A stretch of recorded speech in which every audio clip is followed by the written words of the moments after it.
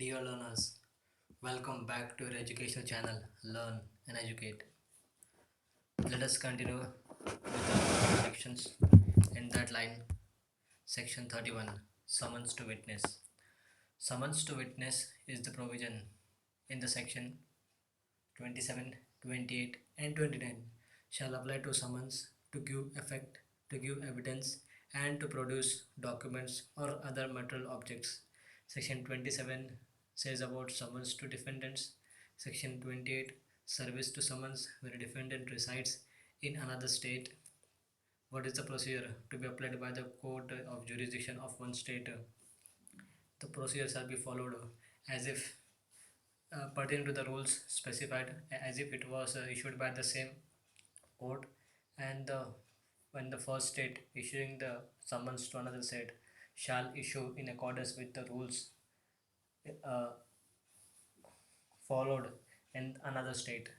Section 29 Service of Foreign Summons. Section 31 deals with summons to witnesses.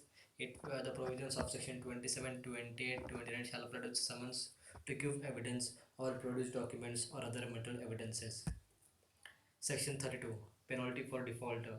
The court may compel the attendance of any person to whom a summons has been issued under section 30, and for the purpose may issue a warrant for his arrest when the attendance of any person as per summons is issued under section 30, but he has not but he the person to whom summon has been issued has not attended the court or proceedings, then the court may compel the attendance of any person to whom summons has been issued under section 30, and for that purpose the court may issue a warrant for his arrest.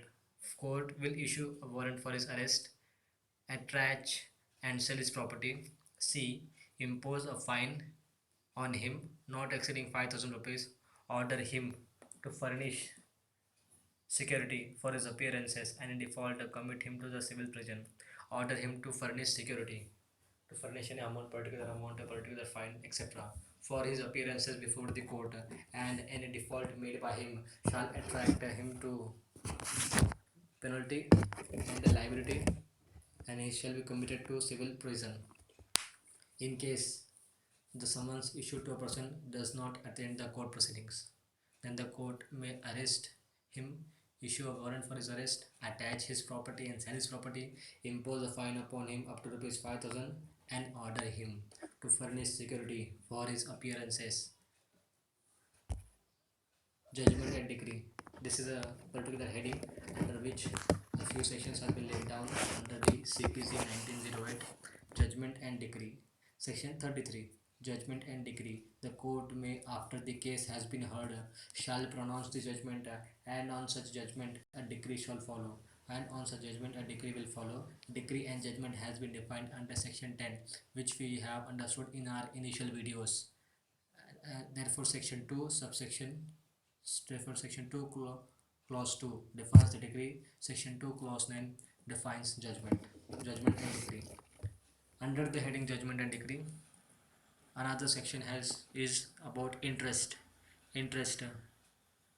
Where insofar a decree is for the payment of money, the court may in the decree order interest at such rate as the court seems reasonable to be paid on the principal sum adjudged from the date of suit to the date of the decree, in addition to any interest adjudged on such principal sum for any period prior to the institution of the suit, with further interest at such rate not exceeding 6% per annum as the court may deem reasonable on such principal amount from the date of the decree to the date of payment, or to such earlier dates as the court may think fit.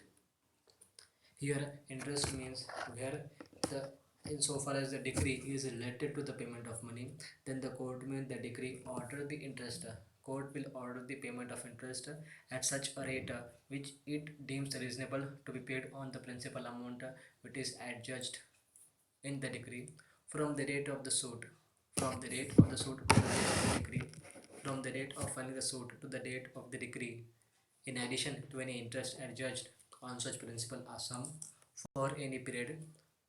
In addition to that, interest will also be adjusted on such principal amount for any period which is prior to the institution of the suit with a further interest with a further additional interest as such rate additional interest at such rate which is not exceeding 6% per annum as the court deems reasonable on such principal as the court deems reasonable on such principal sum from the rate of the decree to the date of payment uh, from the date of the decree to the date of the payment and interest which is adjusted on the principal amount for a period prior to the execution of the suit with the further interest at such a rate which will not exceed 6% per annum as the court may decide from the date of the decree or the payment therefore